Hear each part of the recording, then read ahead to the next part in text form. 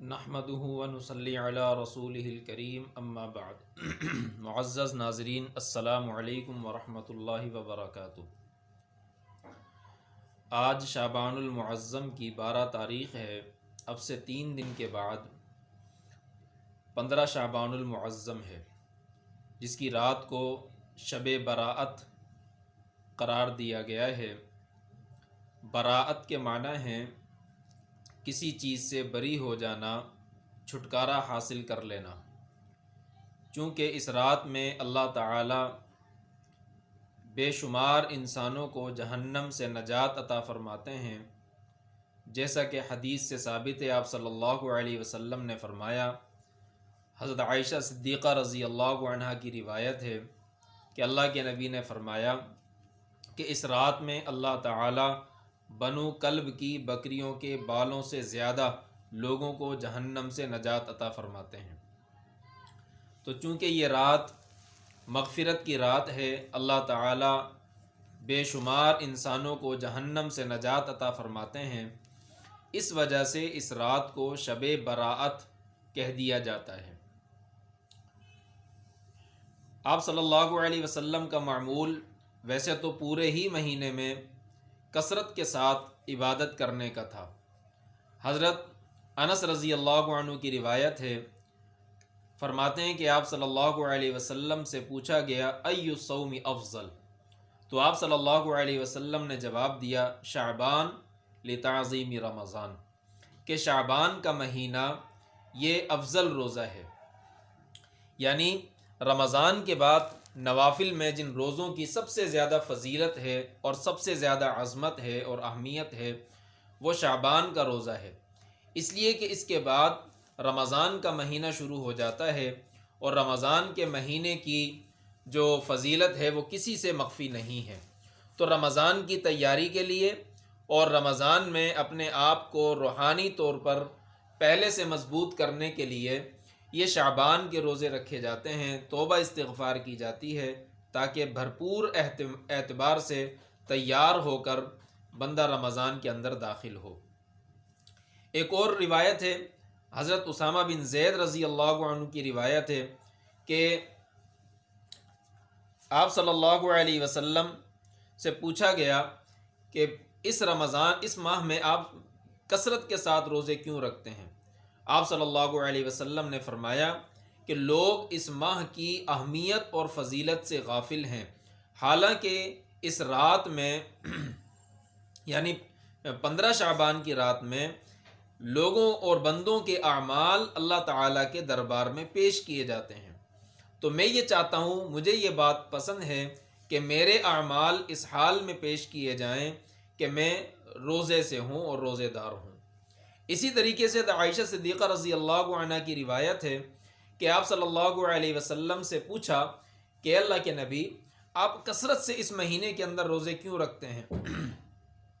تو آپ صلی اللہ علیہ وسلم نے فرمایا کہ اس ماہ میں اللہ تعالیٰ کے سامنے اللہ تعالیٰ ان لوگوں کے نام جن کی آئندہ سال وفات ہونی ہے اور جن پر موت واقع ہونی ہے، ان کے نام اللہ تعالیٰ فرشتوں کے حوالے کر دیتے ہیں۔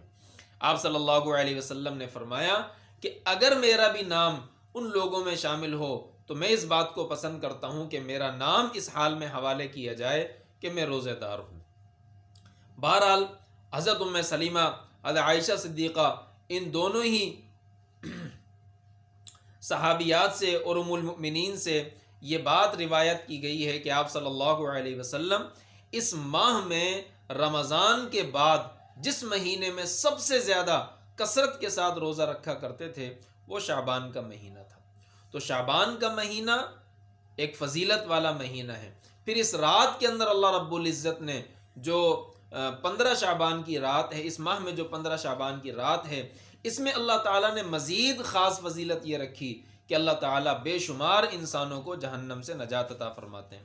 ایک اور روایت ہے، آپ صلی اللہ علیہ وسلم نے فرمایا جب 15 شعبان کی رات آدھی گزر جاتی ہے تو اللہ تعالیٰ آسمانوں سے ندا لگاتے ہیں، آواز لگواتے ہیں کہ ہے کوئی مغفرت طلب کرنے والا کہ میں اس کی مغفرت کر دوں، ہے کوئی اپنے گناہوں کی بخشش مانگنے والا کہ میں اس کے گناہوں کو معاف کر دوں، ہے کوئی رزق کے اندر کشادگی مانگنے والا کہ میں اس کے رزق کو کشادہ کر دوں.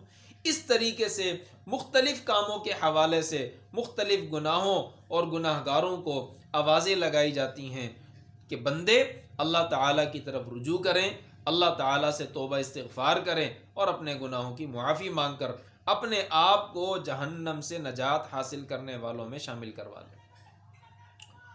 دوسری بات یہ ہے کہ آپ صلی اللہ علیہ وسلم نے چونکہ اس رات کے اندر اس رات کی فضیلت بیان فرمائی، تو اس رات کی فضیلت تو مسلم ہے، اور اس رات میں عبادت بھی کرنی چاہیے، توبہ استغفار بھی کرنی چاہیے، نوافل کی کثرت بھی کرنی چاہیے. لیکن اس بات کو یاد رکھنا چاہیے کہ اس رات میں عبادت کا کوئی خاص طریقہ مقرر نہیں ہے. یہ لوگوں نے جو مختلف طریقے اس رات کے اندر طے کر لیے اور بنا لیے، ان طریقوں کا اس رات کے ساتھ کوئی تعلق نہیں. نفلی عبادت جیسے پورا سال کی جاتی ہے اسی طریقے سے نفلی عبادت کا اہتمام کیا جائے، لیکن کسی خاص طریقے کو مقرر کرنا یہ درست نہیں ہے. دوسری بات یہ ہے کہ چونکہ اس رات کے اندر جو بھی عبادت کی جائے گی وہ ساری کی ساری نفلی عبادت ہے، اور نفلی عبادت کے اندر اصل یہ ہے کہ وہ تنہائی کے اندر، گھر کے اندر رہ کر کی جائے، نہ کہ مجمع لگا کر اور جمع غفیر لگا کر لوگوں کے درمیان اس کا اہتمام کیا جائے. تو اصل یہ ہے کہ اس رات میں نفلی عبادت اپنے گھر کے اندر رہ کر کی جائے. تیسری بات یہ ہے کہ اس رات کو لوگوں نے جاگنے کی رات سمجھ لیا، حالانکہ جاگنے کی رات نہیں ہے، یہ عبادت کی رات ہے. عبادت کر کے رات گزارنی چاہیے. صرف جاگ کر مختلف جگہوں پر بیٹھ کر پوری رات گپ شپ میں گزارنا اور فجر کی نماز میں سو جانا اور پھر پورا دن سوتے رہنا یہ درست نہیں ہے. تو سب سے بہتر یہ ہے کہ عبادت کرے، نفلی عبادت تنہائی میں کرے، باتوں کے اندر رات نہ گزارے اور فضولیات کے اندر رات نہ گزارے. جاگنا ہو تو عبادت کے ساتھ جاگ کر رات گزارے. چوتھی بات یہ ہے کہ اتنی دیر عبادت کی جائے جتنی دیر آدمی سہولت کے ساتھ طبیعت پر بوجھ بنائے بغیر عبادت کر سکتا ہے.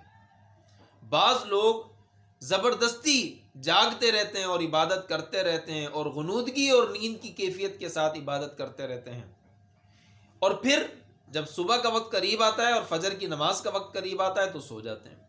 یہ طریقہ بھی غلط ہے. نفلی عبادت میں اپنے اوپر اتنا زیادہ بوجھ ڈالنا یہ بھی درست نہیں ہے. تو جب تک نشاط ہو، طبیعت میں تازگی ہو، عبادت کرنی چاہیے، اور جہاں طبیعت کے اوپر بوجھ ہونے لگے اور نیند کا غلبہ ہونے لگے سو جائے اور فجر کی نماز جماعت سے پڑھ لے. آپ صلی اللہ علیہ وسلم نے فرمایا جس نے عشاء کی نماز جماعت سے پڑھی اور اس کے بعد فجر کی نماز جماعت سے پڑھ لی اس کو پوری رات عبادت کا ثواب ملتا ہے. اور ایک عمل جو اس رات کے اندر کیا جاتا ہے وہ ہے قبرستان جانے کا عمل. ٹولیاں بنا بنا کر اور لوگوں کو اکٹھا کر کے قبرستان جایا جاتا ہے، اور پھر قبرستان کے اندر ایک میلے کا سا سما ہوتا ہے. جناب چراغاں کیا جاتا ہے، لائٹنگ کی جاتی ہے، اور اب تو معاملہ اس سے آگے بڑھ کر جگہ جگہ ڈیگ لگا کر قوالیاں لگائی جا رہی ہیں. قبرستان کے اندر طرح طرح کی چیزیں لگائی جا رہی ہیں، طرح طرح کی چیزیں پیش کی جا رہی ہیں، اور پوری رات ایک میلے کا سا سما ہوتا ہے. یہ طریقہ درست نہیں ہے. جائیں، کبھی چلے جائیں اور کسی سال نہ جائیں، اور اگر جانا بھی ہو تو اس عبرت کی نگاہ سے جائیں، اپنے پیاروں کو ایصال ثواب کرنے کے لیے جائیں، اپنے پیاروں کے لیے کچھ پڑھنے کے لیے جائیں، نہ کہ ایک میلے کا سا سما بنانے کے لیے، نہ کہ وہاں پر بجائے اجر و ثواب حاصل کرنے کے، بجائے عبرت کے انسان مزید اللہ تعالیٰ سے دور ہو جائے. یہ طریقہ درست نہیں ہے. تو اس رات کو جہاں تک تر و تازگی ہو عبادت کے ساتھ گزارنا چاہیے، نہ یہ کہ فضولیات کے اندر گزار کر اس رات میں مزید اپنے اوپر گناہ کا بوجھ اپنے نامہ اعمال میں ڈال. یہ طریقہ درست نہیں ہے.